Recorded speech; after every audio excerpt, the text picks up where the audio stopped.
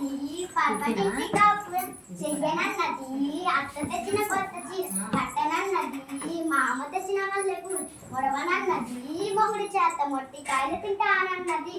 Daddy నాకు ఈ doubt చెప్పవా? డాడీ రామాయణంలో సీతని రాముడు ఏది గెలిచి పెళ్లి చేసుకున్నాడు? నాకు ఆఫీస్ వెళ్ళి మీ అమ్మని అడుగు. అమ్మా నీకు రామాయణం తెలుసా?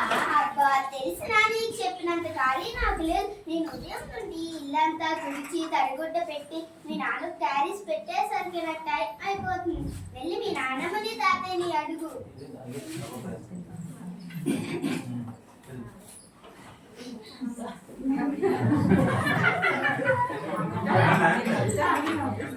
నానమ్మ తాతయ్య రామాయణంలో సీతని రాముడు ఏది గెలిచి పెళ్లి చేసుకున్నాడు? రామంగారు తల్లి పెరట్లోకి వెళ్ళి కథ చెప్పుకుందాం. వద్దు నానమ్మ ఇక్కడే చెప్పుకుందాం. రాముడు అందమైన సీతను పెళ్లి చేసుకోవడానికి ప్రపంచంలో ఎవరు ఎత్తలేనంత బరువైన బిల్లను ఎత్తి పెళ్లి చేసుకున్నాడు. తాతయ్య నువ్వెలా నానమ్మని పెళ్లి చేసుకున్నావు? నేనేమి ఆ రోజులో ఊరికి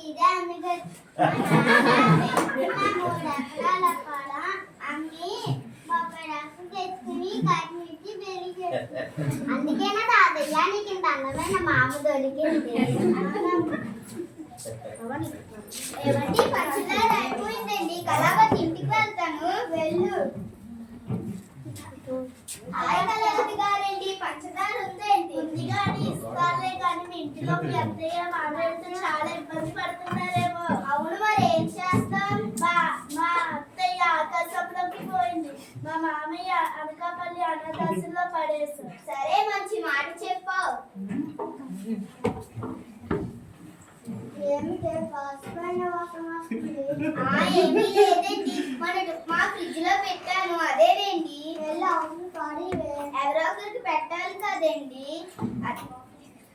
అత్తయ్య మామయ్య ఇదిగోండి ఉప్మా తినండి. ఉప్మా కాసిపోయిందమ్మా. కాచిపోయింది కాక మరి మీకోసం వేడి వేడి జీడిపప్పులు వేస్తాను. అయినా ఈ వయసులో అంతంత తిని ఆటల పోటీలకు వెళ్తారా? కబడ్డీ పోటీలకు వెళ్తారా? చిచ్చి పెట్టింది తినండి, లేదంటే మూల పడి ఉండండి. సిగ్గు లేకపోతే సరే. ఏమంటే నాకు చాలా కోపం వస్తుంది. దీని పేరు ప్రభావతి, దీనికి లేదు మతి. అది దీనితో పెట్టుకుంటే తినడానికి లేదు గతి, అందుకే దీనితో తైనాతి. మీకు పగుది మూతి.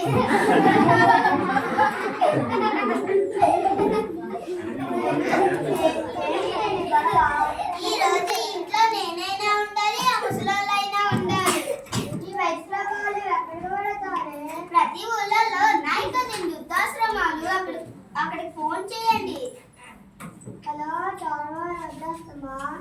ఇక్కడ మీ అమ్మ నాన్న జాయిన్ చేసుకుంటారా?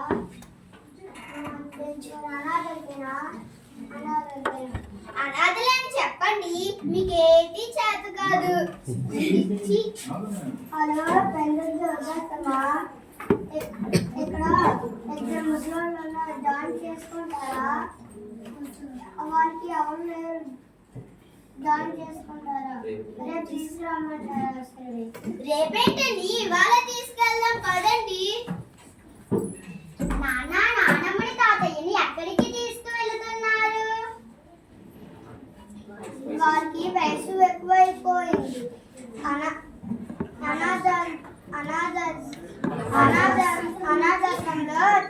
అనాథాశ్రమంకి తీసుకువెళ్తున్నాం. అమ్మా నువ్వైనా చెప్పమ్మా, నానమ్మని తాతయ్యని ఎక్కడికి తీసుకువెళ్తున్నారు? నీకెందుకే, నోరు మూసుకొని ఇంట్లోకి వెళ్ళి చదువుకో. అమ్మా నువ్వు కొంచెం ఆగు. అయితే ఆ నెంబర్ నాకు కూడా ఇవ్వమ్మా. ఎందుకమ్మా? వీడు కూడా ముసలైన తర్వాత మిమ్మల్ని కూడా వృద్ధాశ్రమానికి తీసుకువెళ్ళి జాయిన్ చేస్తాను. పాచిపోయిన ఉప్మా నానమ్మకి తాతయ్యకి ఎందుకు పెట్టావమ్మా? నాకైనా పెట్టొచ్చు కదా. అయినా మీకంట నానమ్మ తాతయ్యే బాగా చూసుకుంటున్నారు. నాన్న నీ తెలివి ఏమైంది? చిన్నప్పుడు నానమ్మ తాతయ్య ఎంత బాగా చూసుకున్నారో నీకు అర్థం కాలేదా? ఆ ముసలిదాని గారాబం వల్లే ఇది ఇలా తయారవుతుంది. నన్ను కూడా నానమ్మ తాతయ్యలతో బాధ పెట్టకు తల్లి, మమ్మల్ని క్షమించు. నన్ను కాదు క్షమించమని అడిగేది, వెళ్ళి నానమ్మని తాతయ్యని అడగండి. అత్తయ్య బాబయ్య మమ్మల్ని క్షమించండి. ఈసారి ఎవరు ఎక్కడికి వెళ్ళద్దు, మన అందరం కలిసి ఇంట్లోనే ఉందాం.